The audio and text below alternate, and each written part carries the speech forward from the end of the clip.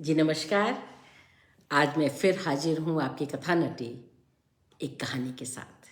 और आज मैं सुना रही हूँ बहुत महत्वपूर्ण कहानीकार और नई कहानी जिसे कहते हैं उसके एक स्तंभ, राजेंद्र यादव की कहानी। कमलेश्वर और मोहन राकेश के साथ राजेंद्र यादव का नाम नई कहानी से जुड़ा हुआ है। बहुत नमस्कार, आप जो भी हैं आई या आए, और स्वागत है आपका। तो अब हम कहानी सुनते हैं। ये काफ़ी पुरानी कहानी है। जब आप इसको सुनेंगे तो पता चलेगा कि 10-15 हज़ार भी उस ज़माने में बहुत रकम मानी जाती थी। युद्ध की बात है इस कहानी में। और सबसे बड़ी बात यह है कि लड़कियों की ज़िंदगी, क्या कहें, खुदा भी नहीं जानता कि इस लड़की की ज़िंदगी क्या होगी और किसी की क्या कहें। तो कहानी का शीर्षक है जहां लक्ष्मी कैद है। और कहानीकार हैं हमारे अपने बहुत प्रिय राजेंद्र यादव। जरा ठहरिए, यह कहानी विष्णु की पत्नी लक्ष्मी के बारे में नहीं है। लक्ष्मी नाम की एक ऐसी लड़की के बारे में है जो अपनी कैद से छूटना चाहती है। इन दो नामों में ऐसा भ्रम होना स्वाभाविक है, क्योंकि हम विष्णु की पत्नी लक्ष्मी को भी नहीं छोड़ना चाहते। और ये हाड़ मास की जो इंसान है, इसकी क्या कथा है अब देखें। इन दो नामों में ऐसा भ्रम होना स्वाभाविक है, जैसा कि कुछ क्षण के लिए गोविंद को हो आया था।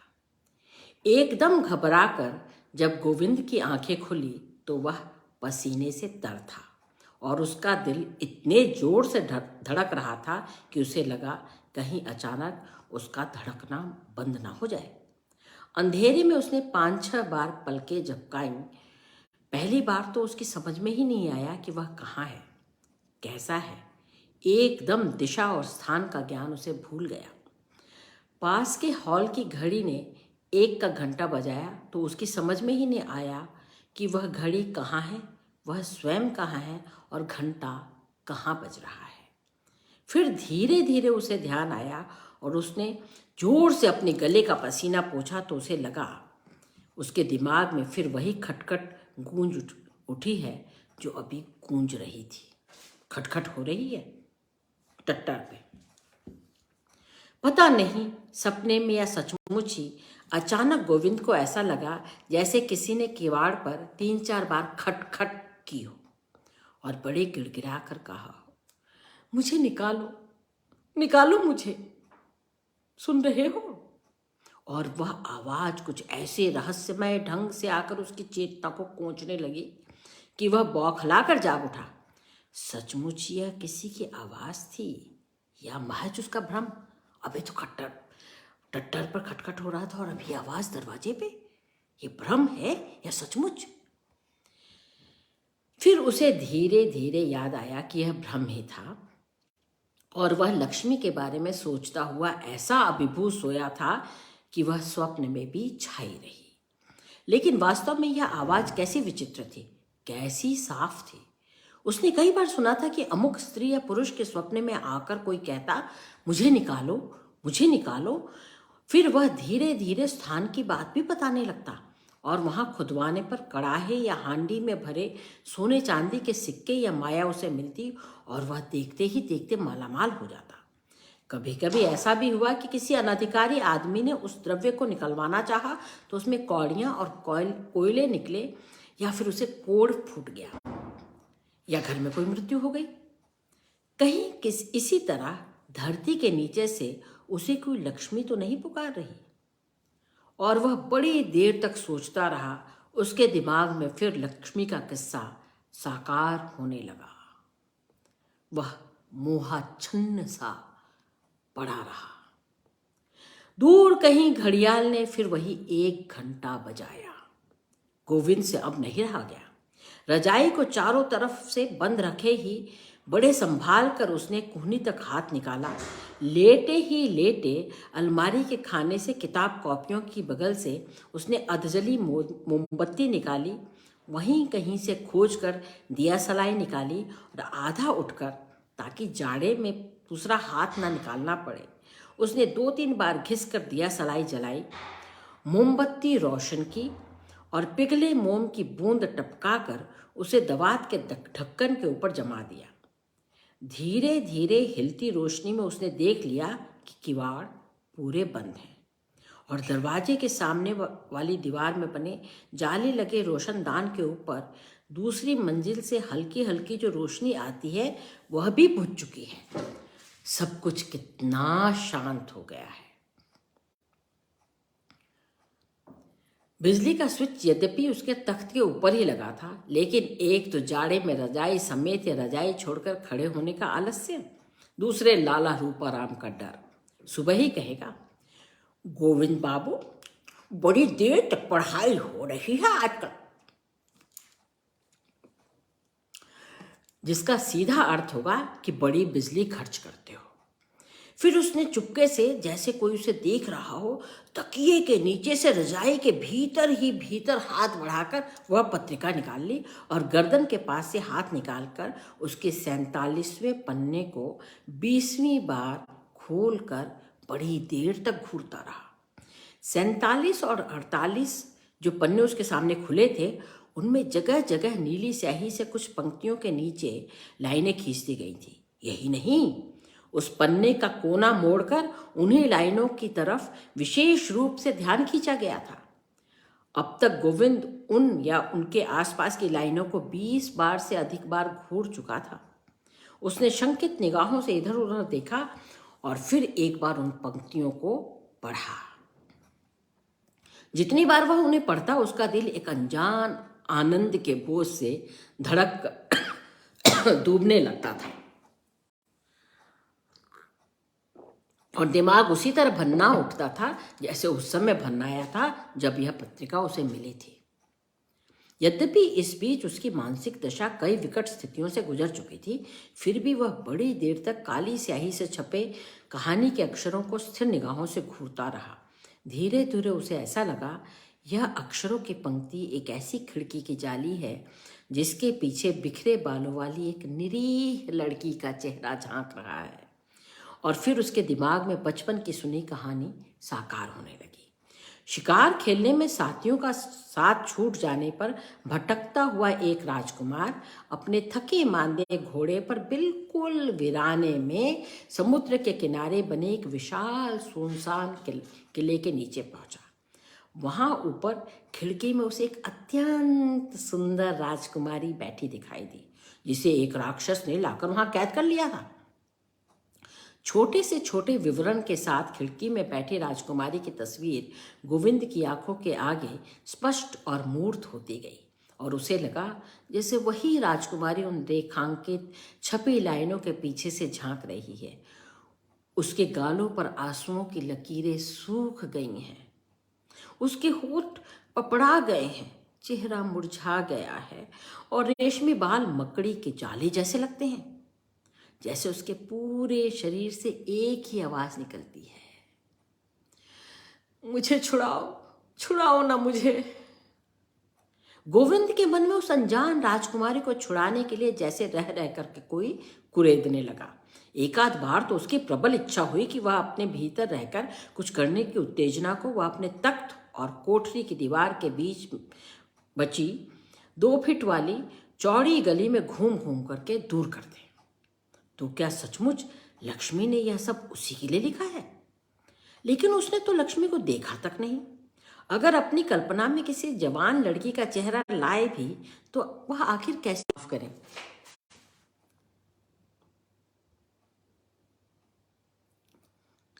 कुछ और भी बातें थीं कि वह लक्ष्मी के रूप में एक अत्यंत सुंदर लड़की के चेहरे की कल्पना करते डरता था। उसकी ठीक शक्ल सूरत और उम्र भी तो नहीं मालूम उसे। गोविंद यह सब उसी के लिए लिखा है, लेकिन उसने तो लक्ष्मी को देखा तक नहीं। अगर अपनी कल्पना में किसी जवान लड़की का चेहरा लाए भी तो वह आखिर कैसी हो? कुछ और भी बातें थी कि वह लक्ष्मी के रूप में एक सुंदर लड़की के चेहरे की कल्पना करने से डरता था। माफ करेंगे, फोन की वजह से दूसरी बारी पढ़ा गया है। गोविंद यह अच्छी तरह जानता था कि यह उसी के लिए लिखा गया है। ये लाइनें खींचकर उसी का ध्यान आकृष्ट किया गया है। फिर भी वह इस अप्रत्याशित बात पर विश्वास नहीं कर पाता था। वह अपने को इस लायक भी नहीं समझता था कि कोई लड़की इस तरह उसे संकेत करेगी। यूं शहरों के बारे में उसने काफी कुछ सुन रखा था, लेकिन यह सोचा नहीं था कि गांव से इंटर पास करके शहर आने के एक हफ्ते में ही उसके सामने एक सौभाग्यपूर्ण बात आ जाएगी, और वो भी ऐसी।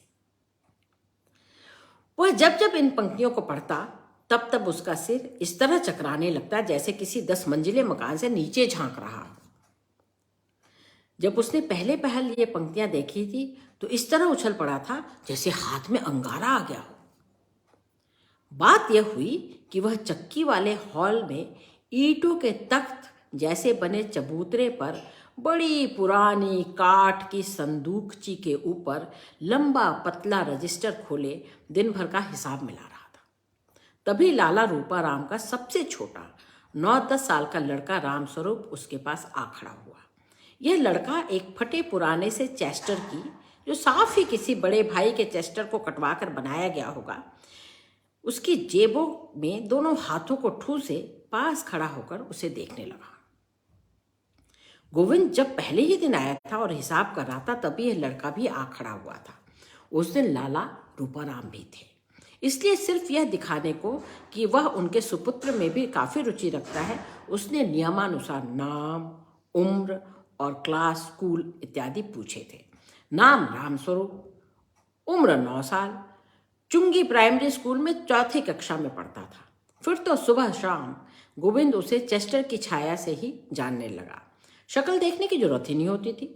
चेस्टर के नीचे नेकर पहने होने के कारण उसकी पतली टांगें खुली रहती और वह पाँव में बड़े पुराने किरमिच के जूते पहने रहता, जिनकी फटी निकली जीभों को देखकर उसे हमेशा दुम कटे कुत्ते की पूंछ का ध्यान हो आता था।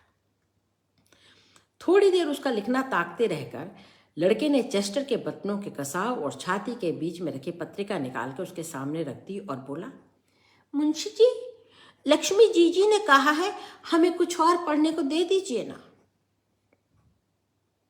अच्छा, कल देंगे, मन ही मन भन्नाकर उसने कहा। यहां आकर उसे जो मुंशी जी का नया खिताब मिला है उसे सुनकर उसकी आत्मा खाक हो जाती। मुंशी जी नाम के साथ जो एक कान पर कलम लगाए, गोल मैली टोपी, पुराना कोट पहने, तुड़े मुड़े आदमी की तस्वीर सामने आती है, उसे 20-22 साल का युवक गोविंद संभाल नहीं पाता। लाला रूपाराम उसी के गांव के हैं। शायद उसके पिता के साथ 2-3 जमात भी पढ़े हों। शहर आते ही आत्मनिर्भर होकर पढ़ाई चला सके और उसके लिए ट्यूशन इत्यादि या छोटे पार्ट टाइम काम के लिए लाला रूपाराम से भी वह मिला तो उन्होंने अत्यंत उत्साह से उसके मृत बाप को याद करके कहा, और भैया, तुम तो अपने ही बच्चे हो, जरा हमारी चक्की का हिसाब किताब घंटे आध घंटे देख लिया करो और मजे में चक्की के पास जो कोठरी है उसमें पड़े रहो, पढ़ो। आटे की तो यहां कमी है नहीं। और अत्यंत कृतज्ञता से गदगद वह उनकी कोठरी में आ गया। पहली रात हिसाब लिखने का ढंग समझाते हुए लाला रूपाराम मोतिया बिंद वाले चश्मे के मोटे मोटे कांचों के पीछे से मोर पंखी के चंदोवे से दिखती आंखों और मोटे होठों से मुस्कुराते उसका सम्मान बढ़ाने को मुंशी जी कह बैठे तो वह चौंक उठा, लेकिन उसने निश्चय कर लिया कि यहाँ जम जाने के बाद वह विनम्रता से इस शब्द का विरोध करेगा। रामस्वरूप से मुंशी जी नाम सुनकर उसकी भौहें तन गई, इसलिए उसने उपेक्षा से वह उत्तर दिया था, कल दे देंगे। कल जरूर दीजिएगा, रामस्वरूप ने फिर अनुरोध किया। हाँ भाई, जरूर देंगे, उसने दांत पीसकर कहा, लेकिन चुप ही रहा। वह अक्सर लक्ष्मी का नाम सुनता था। हालांकि उसकी कोठरी बिल्कुल सड़क की तरफ अलग ही पड़ती थी, लेकिन उसमें पीछे की तरफ जो एक जालीदार छोटा सा रोशनदान था वह घर के भीतर नीचे की मंजिल के चौक में खुलता था। लाला रूपाराम का परिवार ऊपर की मंजिल पर रहता था और नीचे सामने की तरफ पंचक्की थी। पीछे कई तरह की चीज़ों का स्टोर रूम था। इस लक्ष्मी नाम के प्रति उसे उत्सुकता और रुचि इसलिए भी बहुत थी कि चाहे कोठरी में हो या बाहर, पंचक्की के हॉल में हर 5वें मिनट में उसका नाम विभिन्न रूपों में सुनाई पड़ता था। लक्ष्मी बीबी ने ये कहा है, और रुपए लक्ष्मी बीबी के पास हैं, ले लो। चाबी लक्ष्मी बीबी को दे देना। और उसके जवाब में एक पतली तीखी सी अधिकारपूर्ण आवाज सुनाई देती थी, लेते जाओ रुपए। करके रखा, अभी नहा रही हो, चाबी यहीं रख दो, अपने पास रखे रहो, अभी मत दो, रखो अभी मत।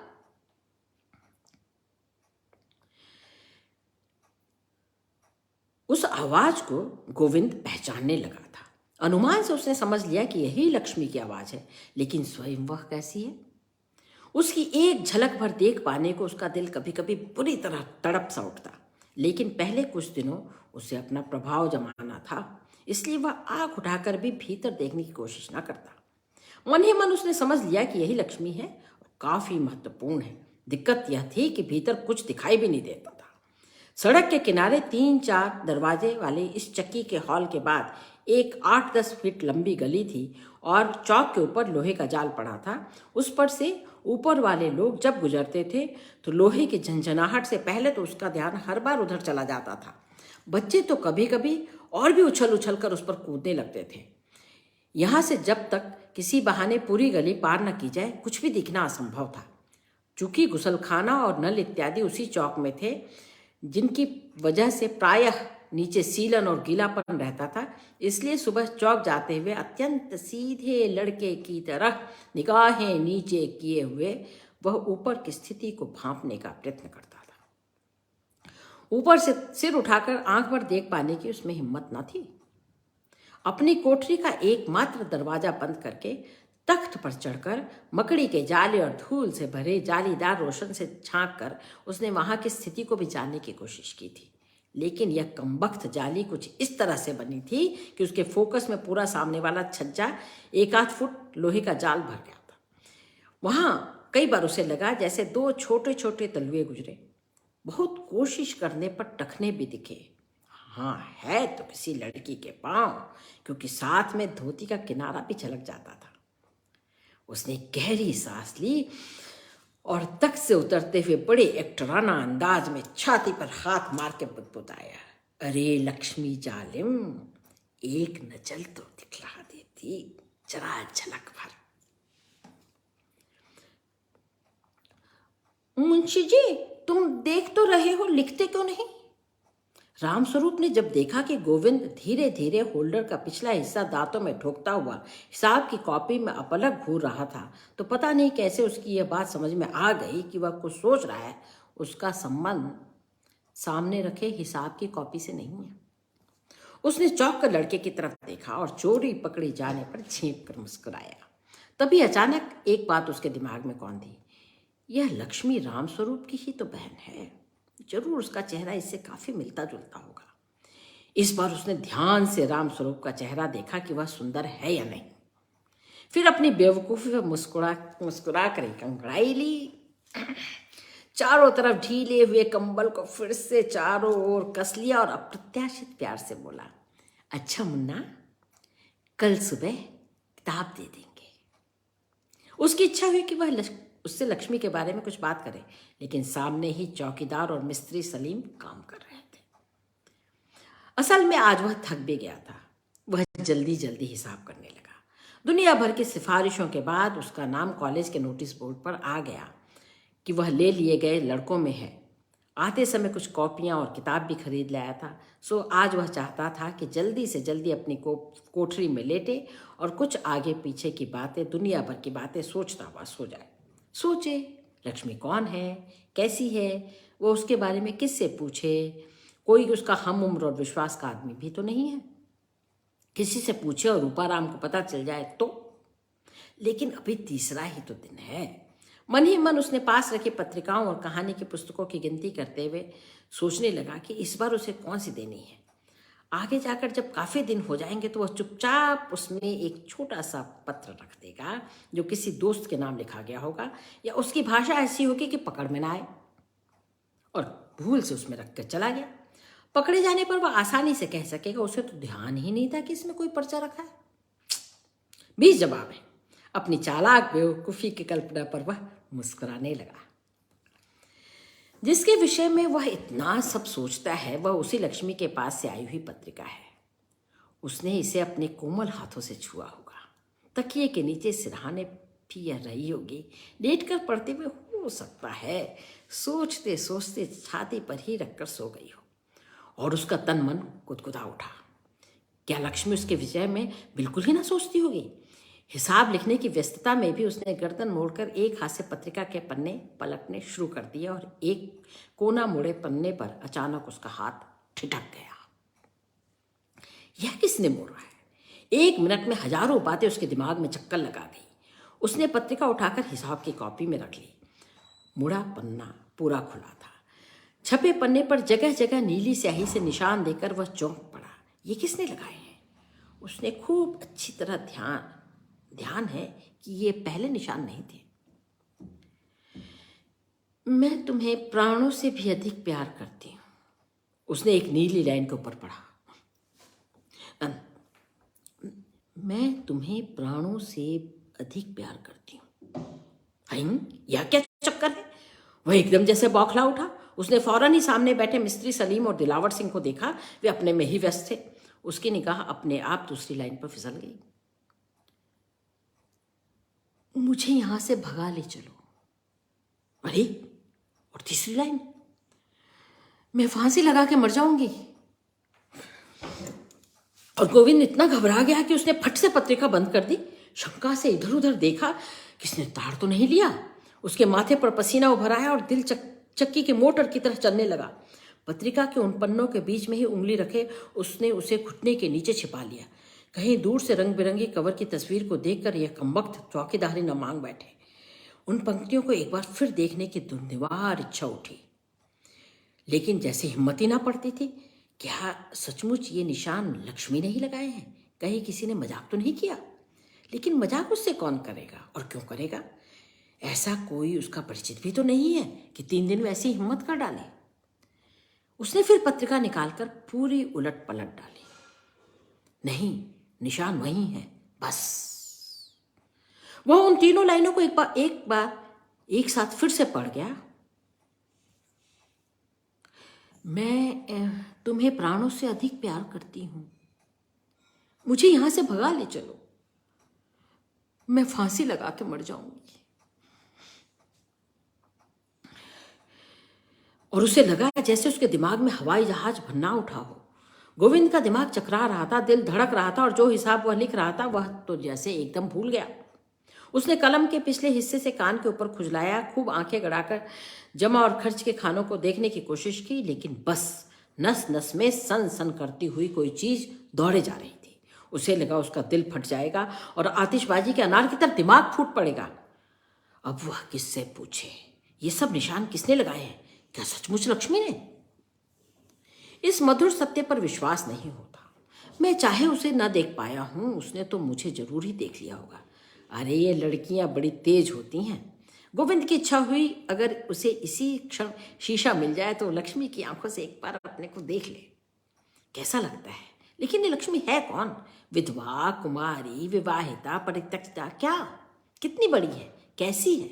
उसकी नस नस में एक प्रबल मरोड़ सी उठने लगी कि वह अभी उठे, दौड़कर भीतर के आंगन की सीढ़ियों को धड़ाधड़ चढ़ता वो ऊपर जा पहुंचे। लक्ष्मी जहां भी जिस कमरे में बैठी उसके दोनों कंधे झकझोर कर पूछे, लक्ष्मी, लक्ष्मी, यह सब तुमने लिखा है? तुम नहीं जानती लक्ष्मी कि मैं कितना अभागा हूं। मैं कतई सौभाग्य के लायक नहीं हूं। और सचमुच इस अप्रत्याशित सौभाग्य से गोविंद का हृदय इस तरह पसीज उठा कि उसकी आंखों में आंसू आ गए।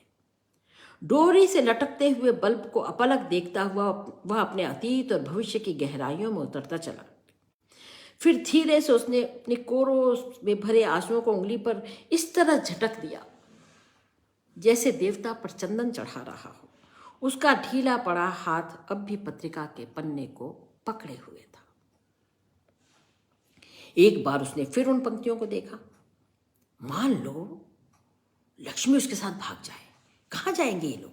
कैसे रहेंगे? उसकी पढ़ाई का क्या होगा? बाद में पकड़ लिए गए तो? लेकिन आखिर ये लक्ष्मी है कौन?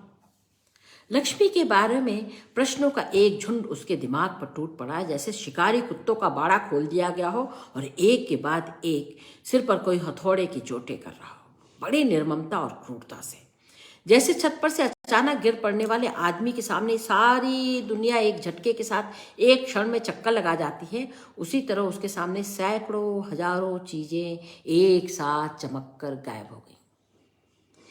ईंटों के ऊंचे चौकोर तख्तनुमा चबूतरे पर पुरानी छोटी सी संदूकची के आगे बैठा गोविंद हिसाब लिख रहा था, और अभी हिसाब न मिलने के कारण जो कच्चे पुर्जे इधर उधर बिखरे थे वे सब यूं ही बिखरे रहे।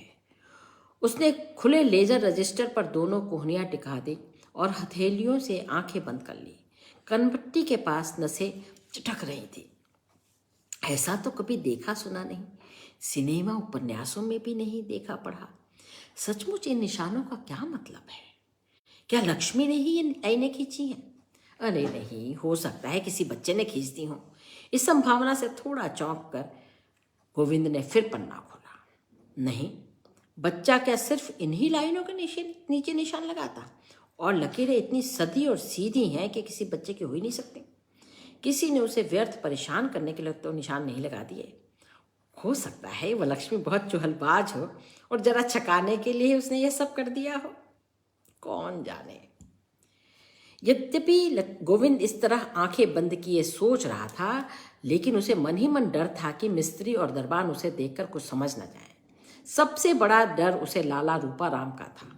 अभी रूई भरी सकल पारों वाली सिलाई की मैली सी पूरी बाहों की मिर्जई पहने और उस पर मैली चीकट युगों पुरानी अंडी लपेटे धीरे धीरे हाँफते हुए बेत टेकते टेकते बड़े कष्ट से सीढ़ियां उतर करके वे आ जाएंगे।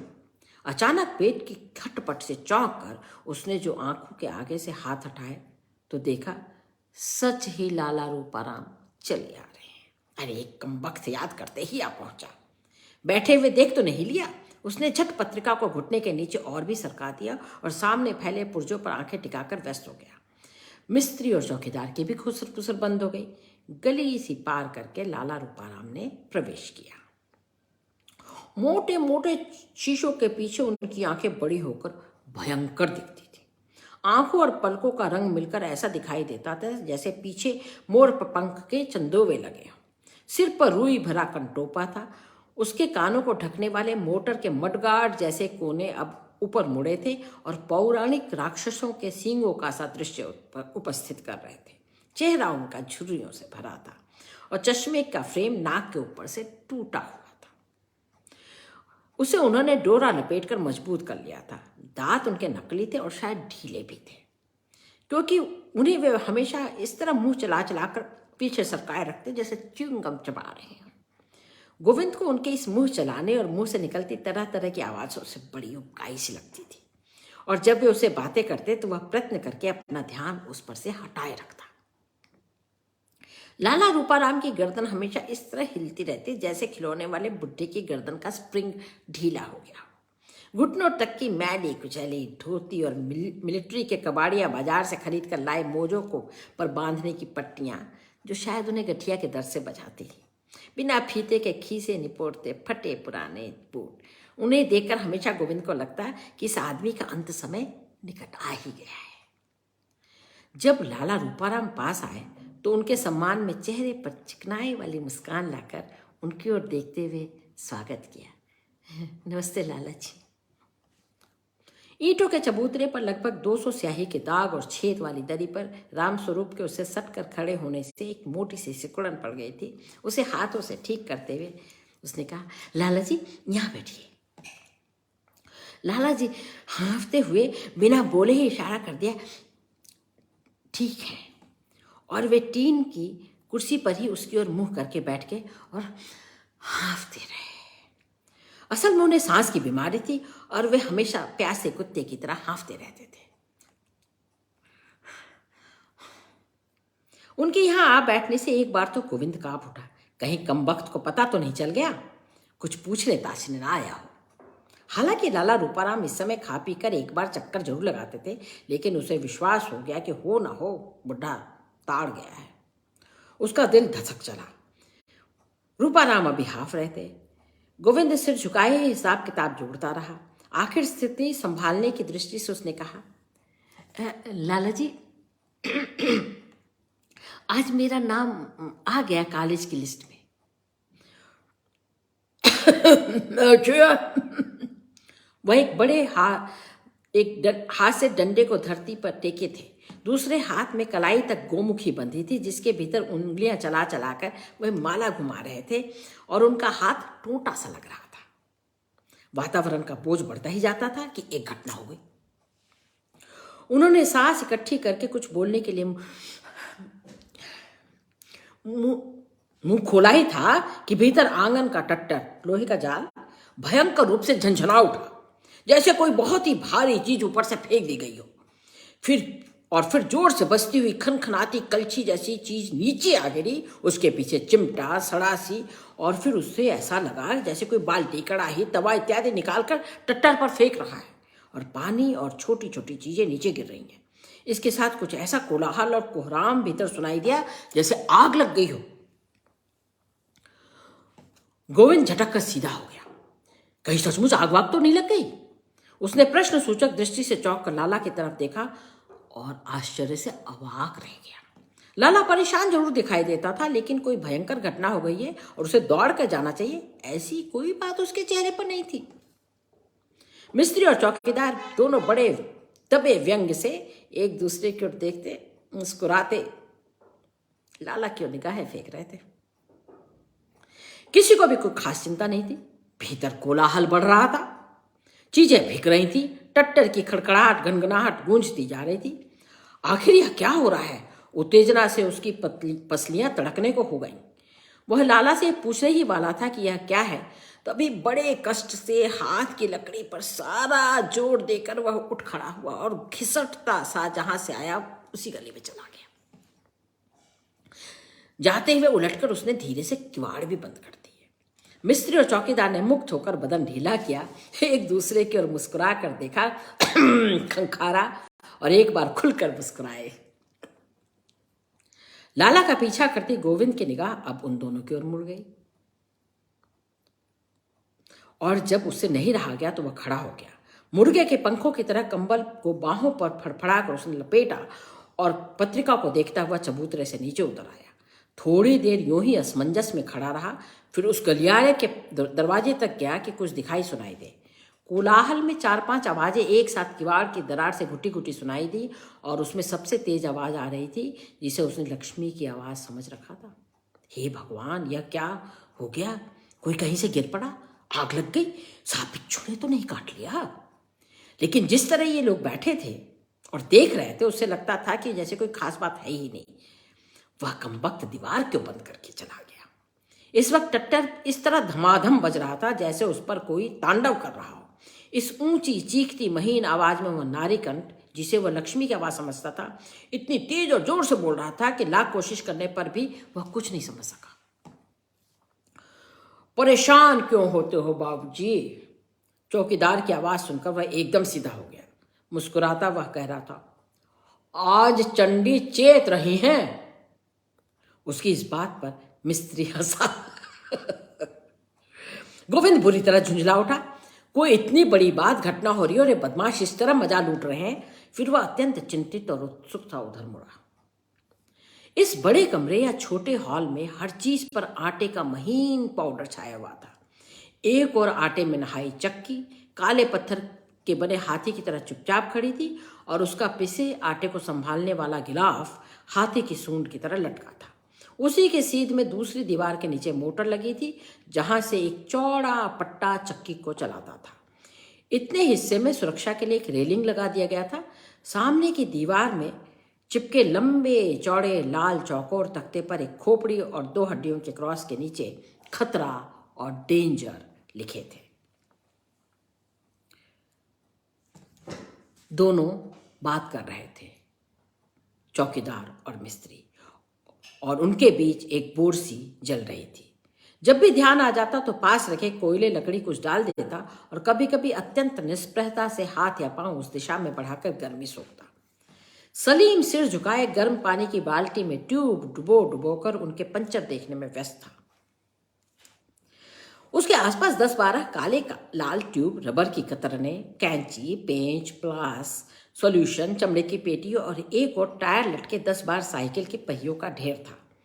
अपने इस सामान से उसने आधे से ज्यादा कमरा घेर लिया था। जब गोविंद उसके पास आया तो वह सिर झुकाए ही हंसता हुआ ट्यूब के पंचर को पकड़कर कान में लगी कॉपिंग पेंसिल को थूक से गीला करते हुए निशान लगा था वह जवाब दे रहा था। वैसे पास में ही पानी था लेकिन थूक लगा रहा था।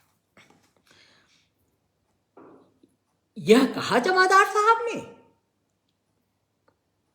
फिर एक बों को जरा तिरछी करके बोला, अरे लाला कुछ नामा ढीला करे तो उसकी लड़की पर जिन्न क्या साया है। उसका इलाज तो हम अपने मौलवी बदरुद्दीन साहब से मिनटों में करा दें। अरे कोई हमें बताए तो, कुछ खीसा ढीला करे। गोविंद का माथा ठनका। लाला की किसी लड़की पर क्या कोई देवी आती है? उसे अपने गांव की एक ब्राह्मणी विधवा तारा का एकदम से ध्यान हुआ है। उसे जब भी देवी आती थी तो घर के बर्तन उठा उठा कर फेंकती थी। उसका बदन ऐंठने लगता था, मुंह से झाग जाने लगते थे, गर्दन मरोड़ खाने लगती थी, आंख और जीभ बाहर निकलने लगती थी। कौन लड़की है लाला की? लक्ष्मी तो नहीं? भगवान ना कर लक्ष्मी हो। उसका दिल आशंका से डूबने लगा। उसने सुना कोलाहल अब लगभग शांत हो गया था। कहीं दूर से रह रहकर हल्की सी रोने की आवाज सुनाई पड़ रही थी। शायद किसी को दौरा वौरा ही आ गया है, तभी तो ये लोग निश्चिंत हैं। गोविंद को सुनाकर चौकीदार बोला, नौमा तुम भी यार मिस्त्री, किसी दिन बेचारे बुढ़े का हार्ट फेल करवाओगे। और बेटा इस जिन का इलाज तुम्हारे मौलवी के पास नहीं है, समझे? वह तो हवा ही दूसरी है। आओ बाबूजी बैठो। चौकीदार ने बैठे बैठे स्टूल की तरफ इशारा कर दिया। असल में वो गोविंद को बाबूजी जरूर कहता था लेकिन उसका आदर नहीं करता था। एक तो गोविंद कस्बे से आया था और उसे शहर में चौकीदारी करते हुए हो चुके थे नकद 20 साल। दूसरे वो फौज में रहा था और कैरों तक घूम आया था। उम्र, अनुभव, तहजीब सभी में वह अपने को गोविंद से ज्यादा ही समझता था। लेकिन गोविंद को इस समय इन सब का ध्यान नहीं था। उसने स्टूल से टिककर जरा सहारा लेते हुए चिंतित स्वर में पूछा, क्यों भाई, यह शोरगुल क्या था? क्या हो रहा था? मिस्त्री ने सिर उठाकर उसे देखा और चौकीदार की तरफ मुस्कुराती नजरों से उसकी आंखें मिली। उसने अपनी खिचड़ी मूंछों पर हथेली फेरते हुए, कुछ नहीं बाबूजी, ऊपर कोई चीज किसी बच्चे ने गिरा दी होगी। मिस्त्री ने कहा, गलत कह रहा हूं क्या मैं जमादार साहब? जमादार बोले, अरे साफ साफ क्यों नहीं बता देते, अब इनसे क्या छिपा रहेगा। अरे तुम ही बता दो। और चौकीदार ने फिर जेब से बीड़ी निकाल लिया, कागज नोच के आटे की लोई बनाने जैसा उसे ढीला किया, फिर एक बीड़ी निकालकर मिस्त्री की ओर फेंका, दूसरी को दोनों तरफ से फूंका और जलाने के लिए किसी दहकते कोयले की तलाश में बोरसी में निगाहें घुमाते हुए जरा व्यस्तता से बात जारी रखी, तुझे क्या मालूम नहीं है? इन दोनों के चुहल से गोविंद की झुंझलाहट बढ़ रही थी। उसे लगा जरूर ही दाल में कुछ काला है जिसे ये लोग टाल रहे हैं। मिस्त्री जीभ निकाले पंचर के स्थान पर रेगमाल घिस रहा था। जब भी कोई काम एकाग्रचित्त से करता तो अपनी जीभ निकालकर ऊपर के होठ की ओर मोड़ लेता था। उसकी चांद के बीच उभरते गंज को देखकर गोविंद ने सोचा, गंजाबंद तो रईसी की निशानी है, लेकिन यह कमबख्त तो आधी रात में यहां पंचर जो रहा है। उसने उसी तरह सिर झुकाए कहा, अब मैं बाबूजी को किस्सा बताऊं या इन ट्यूबों से सिर फोड़ूं? साले सड़के हलवा तो हो गए हैं पर बदलेगा नहीं। मन तो होता है सबको उठाकर इस अंगीठी में रख दूं, होगा सुबह से देखा जाएगा। ये इतने ट्यूब हैं काहे के? जरा आत्मीयता जताने को गोविंद ने पूछा। हालत तो सचमुच इनकी बड़ी खराब है। आपको नहीं मालूम? इस बार काम छोड़कर मिस्त्री ने गौर से गोविंद को देखा। यह आपके लाला जी जो 2 दर्जन रिक्शा चलाते हैं उनका कूड़ा है। या तो होता नहीं कि इतने रिक्शे हैं। आज चुप रहो तुम, हम बताते हैं इन्हें, मिस्त्री बोला। देखिए 2 दर्जन रिक्शे हैं, रोज टूट फूट और मुरम्मत होती रहती है। हमेशा के लिए लगा लें एक मिस्त्री, दिन भर की छुट्टी हुई, सो तो नहीं। ट्यूब टायर मेरे सर हैं और बाकी टूट फूट मिस्त्री अली अहमद ठीक करते हैं। लगता है आप नए आए हैं यहाँ। हाँ 2-3 दिन ही तो हुए हैं, मैं यहाँ पढ़ने आया हूँ, गोविंद ने कहा। उसके पेट में खलबलाहट मच रही थी, लेकिन वह नए सिरे से पूछने का सूत्र खोज रहा था। तभी तो आप यह सब पूछ रहे हैं। रात को इसका हिसाब रखते हैं ना। हाँ, थोड़े दिनों में अपने फर्जंद को भी आपसे पढ़वाएगा। अपने फर्जंद शब्द में जो उसने व्यंग्य दिया था, उससे खुद ही प्रसन्न होकर मुस्कुराते हुए उसने चौकीदार की दी हुई बीड़ी सुलगाई। अबे यह सब क्या बताता है? ये तो उसके गांव से ही आए हैं, उन्हें सब मालूम है, चौकीदार बोला। नहीं, मुझे कुछ नहीं मालूम। इन लाला जी के तो पिताजी यहाँ चले आए थे ना, सो हम लोगों को कुछ भी नहीं मालूम। बताइए ना क्या बात है? गोविंद ने आदरपूर्वक जरा खुशामद के लहजे में पूछा। शायद उसकी जिज्ञासु व्याकुलता से प्रभावित होकर मिस्त्री बोला, अजी कुछ नहीं, लाला की बड़ी लड़की है ना, उसे मिर्गी का दौरा आता है। कोई कहता है उसे हिस्टीरिया है, पर हमारा तो क्या से कि बाबूजी दौरा वौरा कुछ नहीं, उस पर किसी आसेब का साया है। उस बेचारी को तो कुछ होश भी नहीं रहता। विधवा है? जल्दी से बात काटकर गोविंद धक धक करते हुए दिल से पूछ बैठा। हाय, कहीं लक्ष्मी विधवा ही ना हो। इस बार पुनः दोनों की निगाहों का आपस में टकराकर मुस्कुराना उससे छिपा न रहा। बीड़ी के लंबे कश के धुएं को लील कर इस पर चौकीदार जबरदस्ती गंभीर बनकर बोला, अजी इसने इसकी शादी की ही कहाँ है? नाम क्या है? गोविंद से रहा नहीं गया। लक्ष्मी? उसके मुंह से निकल गया और जैसे एकदम से सारी शक्ति किसी ने सोख ली हो। जिज्ञासा उत्तेजना से तना शरीर ढीला पड़ गया। चौकीदार इस बार अत्यंत रहस्यमय ढंग से हंसा। अच्छा। गोविंद के मन में स्वाभाविक प्रश्न उठा, उसकी उम्र क्या है? लेकिन चौकीदार ने पूछा, तो सचमुच बाबूजी आप इनके घर के बारे में कुछ नहीं जानते हैं? नहीं भाई, मैंने बताया ना, मैं इनके बारे में कतई कुछ नहीं जानता। एक तरह से समर्पण के भाव से गोविंद बोला। लेकिन लक्ष्मी का किस्सा तो सारे शहर में मशहूर है, चौकीदार बोला। आप शायद नए आए हैं, यही वजह है। क्यों मिस्त्री साहब, आज बाबूजी को किस्सा बता दूं? अरे लो, यह भी कोई पूछने की बात है, इसमें छुपाना क्या? यहां रहेंगे तो कभी ना कभी जान ही जाएंगे। लेकिन तुम क्या बताओगे? मैं बताता हूं किस्सा। सुन लो यार सारा किस्सा, तुम भी क्या कहोगे? चौकीदार ने आनंद में आकर कहना शुरू किया। आप शायद जानते हैं कि यह हमारा लाला शहर का मशहूर कंजूस और मशहूर रईस है। लामुहाला, जो कंजूस होगा वो रईस होगा ही, मिस्त्री बोला। और नहीं मिस्त्री साहब, पूरा किस्सा सुनाओ तो बीच में मत टोको। चौकीदार इस हस्तक्षेप पर नाराज हो गया। अच्छा, तुम ही सुना दो, पूरा सुना दो। इसकी चक्की है ना, सहालगों में इस पर हजारों मन पिसता है। वैसे भी 200-250 मन तो कम से कम पिसता है रोज। अरे तुम तो हिसाब रखते हो। अफसरों और क्लर्कों को कुछ खिला पिलाकर लड़ाई के जमाने में इसे मिलिट्री के कुछ ठेके मिल ही जाते थे। आप जानो, मिलिट्री का ठेका तो जिसके पास आया सो बना।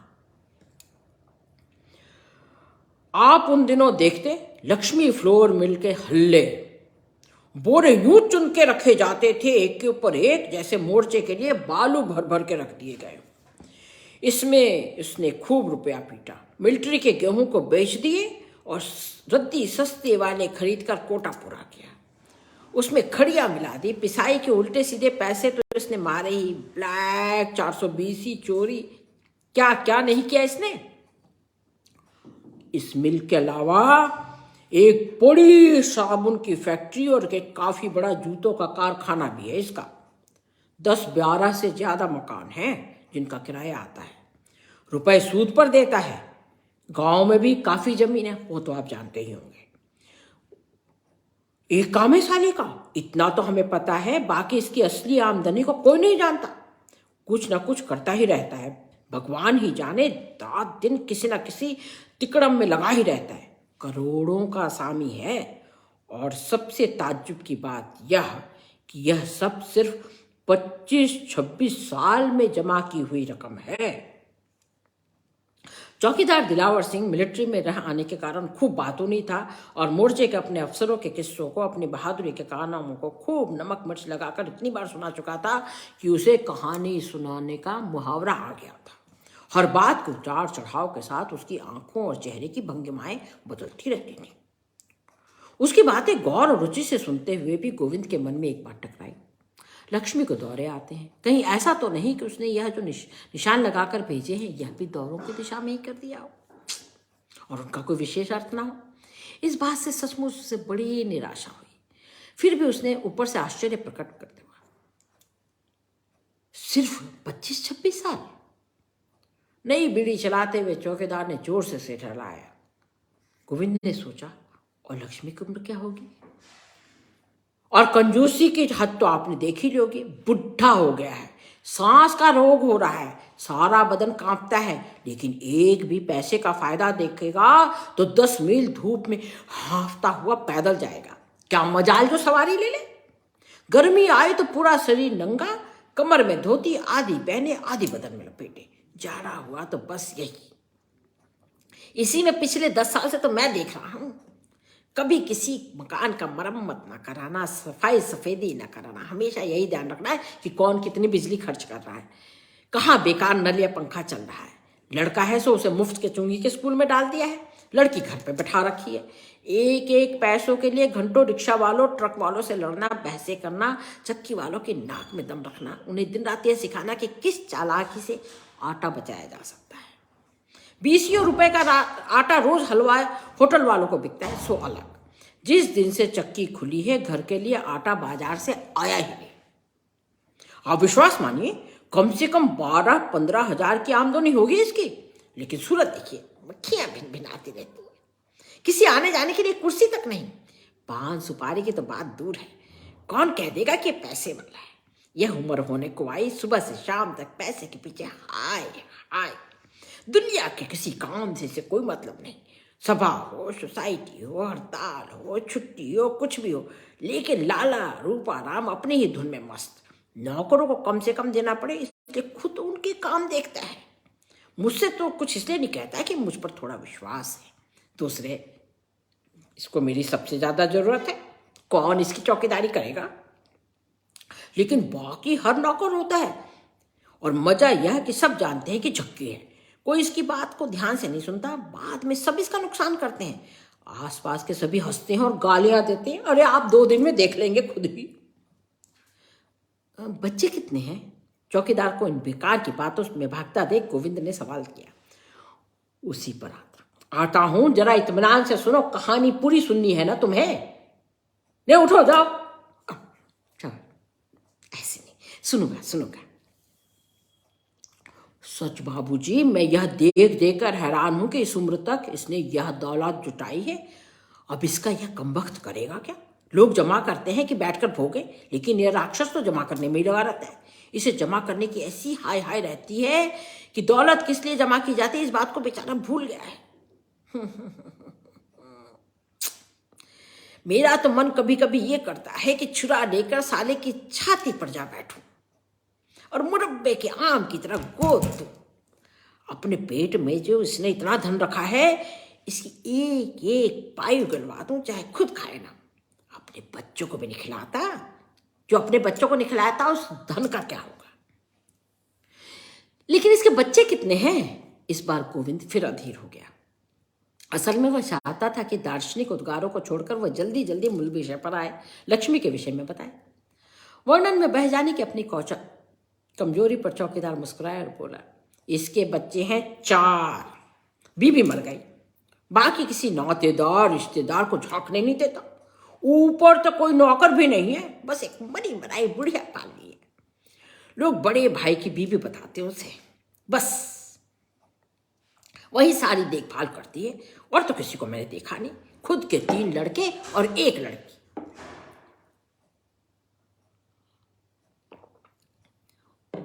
बड़े 2 लड़के साथ नहीं रहते इनके, मिस्त्री बोला। हाँ, वो लोग अलग रहते हैं। दिन में 1 आध चक्कर लगा जाते हैं। एक जूतों का कारखाना देखता है, दूसरा साबुन की फैक्ट्री संभालता है। इस साले ने उनको उन पर भी विश्वास नहीं है। पूरे कागज पत्र हिसाब किताब अपने पास रखता है। नियम से शाम को वहां जाता है वसूली करने। लेकिन लड़के भी तेज हैं। अरे शौकीन तबीयत पाई है उनने। इसके मर्दे ही देख लेना मिस्त्री, वो इसकी सारी कंजूसी निकाल झाड़ेंगे। और क्या कहा तुमने? साथ रहने की बात? सो भैया, जब तक अकेले थे तब तक कोई बात नहीं थी, लेकिन अब तो उनकी बीबियां आ गई है, 1 आध बच्चा भी हो गया है। सो उसे दिन भर गोद में लटकाए ये फिरता है। नौकर चाकर नहीं रखे इसने। इसके घर में जो एक चंडी है ना, उसके साथ सबका निभाव नहीं हो सकता। क्यों मिस्त्री, ठीक कह रहा हूं ना मैं? और क्या, उस चंडी से किसका निभाव होगा? एकदम गोविंद के मन में आए लक्ष्मी। वह ऊपर से नीचे तक सिहर उठा। कौन? लक्ष्मी? जी हाँ, उसी की बदौलत तो यह सारा खेल है। वही तो इस भंडारे की चाबी है। वह ना होती तो यह सब तामझाम आता कहां से? उसने तो इसके दिन ही पलट दिए। नहीं तो क्या था इसके पास? इस बार यह बात चौकीदार ने ऐसे लटके से कही जैसे सचमुच किसी रहस्य की चाबी दे दी हो। कैसे भाई, कैसे? ये ना होती तो ये सब तामझाम ना होता। उसका दिमाग चकरा गया। यह क्या विरोधाभास है? एक पल को उसके दिमाग में आया, कहीं यह रुपया कमाने के लिए लक्ष्मी का उपयोग तो नहीं करता? राक्षस चांडाल, थू। उसकी व्याकुलता पर चौकीदार फिर मुस्कुराया और बोला, बाप तो इसका रईस था भी नहीं, फिर वह कच्ची गृहस्थी छोड़कर मर गया। ज्यादा से ज्यादा 1000 रुपया दोनों भाइयों के पल्ले पड़ा होगा। शादियां दोनों की हो चुकी थी। कुछ कारोबार खोलने के विचार से यह सट्टे में अपने रुपए दूने चौगुने करने जो पहुंचा तो सारे गंवा गया। बड़े भैया रोचू राम ने एक पंचक्की खोल डाली। पहले तो उसकी भी हालत डावाडोल रही, लेकिन सुनते हैं जब से उसकी लड़की गौरी पैदा हुई उसकी हालत संभलती चली गई। वह उसी के यहां काम करता था। मियाँ बीबी वहीं पड़े रहते। ऐसा कुछ उस लड़की का पांव आया कि लाला रोचूराम सचमुच के लाला हो गए। इन लोगों के बड़े बूढ़ों का कहना था कि लड़की उनके खानदान में भगवान होती है। अब तो अपना लाला कभी इस ओझा के पास जा, कभी उस पीर के पास जा, कभी इसकी मानता, कभी उसका संकल्प, कभी ये व्रत तो कभी वो त्योहार। दिन रात बस यही कि हे भगवान मेरी एक लड़की हो जाए। फिर पता नहीं कैसे भगवान ने सुन ली और लड़की हो गई। आप विश्वास नहीं करेंगे, फिर तो सचमुच ही रूपाराम के नक्शे बदलने लगे। पता नहीं गड़ा हुआ धन मिला या छप्पर फाड़ कर मिला, लाला रूपाराम के सितारे फिर गए। उसे विश्वास होने लगा कि यह सब बेटी की कृपा है और वास्तव में वह कोई देवी है, इसलिए उसका नाम लक्ष्मी रखा। और साहब कहना पड़ेगा कि लक्ष्मी सचमुच लक्ष्मी ही बनकर आई। थोड़े ही दिनों में लक्ष्मी फ्लोर मिल अलग बन गई। अब तो इसका हाल यह है कि मिट्टी भी छू दे लड़की तो सोना और कंकड़ उठा ले तो हीरा। फिर आ गई लड़ाई और इसके पंजे छक्के हो गए। इसे ठेके मिलने लगे। समझिए एक के बाद एक मकान खरीदे जाने लगे। सामान लाने ले जाने के लिए ट्रक आए। इधर रोचूराम भी फल रहा था और दोनों भाई गर्व से कहते थे हमारे यहाँ लड़कियां लक्ष्मी बनकर आती हैं। लेकिन फिर एक ऐसा वाकया हो गया कि तस्वीर की शक्ल बदल गई। चौकीदार दिलावर सिंह जानता था कि यह उसकी कहानी का क्लाइमैक्स है, इसलिए श्रोताओं की उत्सुकता को झटका देने के लिए उसने उंगलियों में दबी व्यर्थ जलती बीड़ी के कश लगाने शुरू किए। और जब बीड़ी खत्म हुई तो बोला,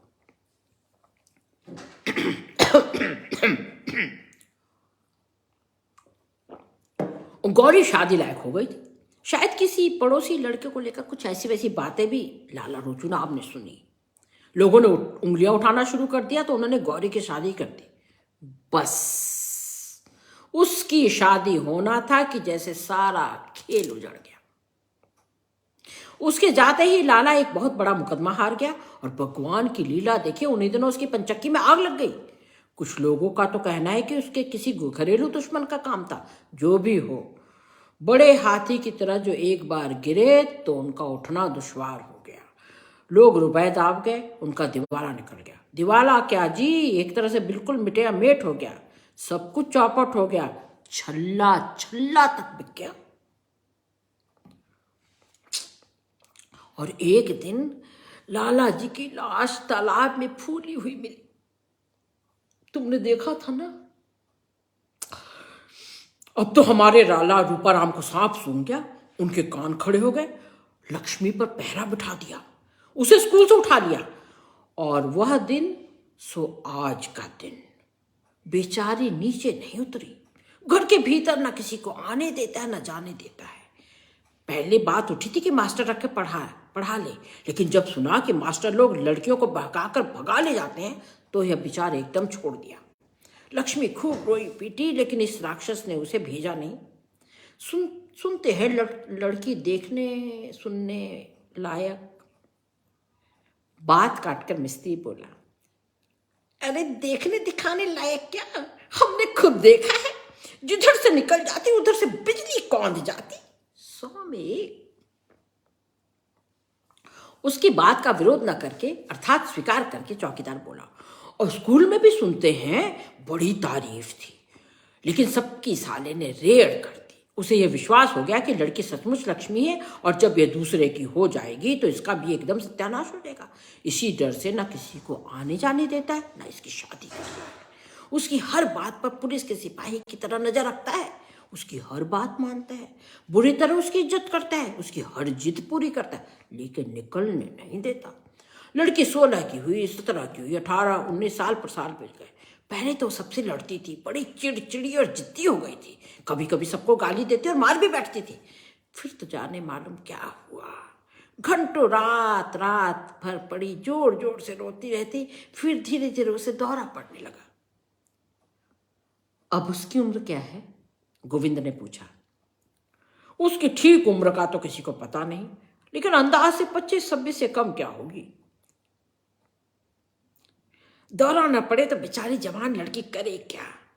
इधर पिछले 5-6 साल से तो हाल यह है कि दौरे में घंटे 2 घंटे वो बिल्कुल पागल हो जाती है, उछलती कूदती है, बुरी बुरी गालियां देती है, बेमतलब रोती हंसती है, चीरते उठा करके फेंकती है, जो चीज सामने होती है उसे तोड़ फोड़ देती है, जो हाथ में आता है उसे मार पीट, और सारे कपड़े उतार करके फेंक देती है, बिल्कुल नंगी हो जाती है, और जांगे पीट करके बाप से कहती है, ले तूने मुझे अपने लिए रखा है, मुझे खा, मुझे चबा, मुझे भोग।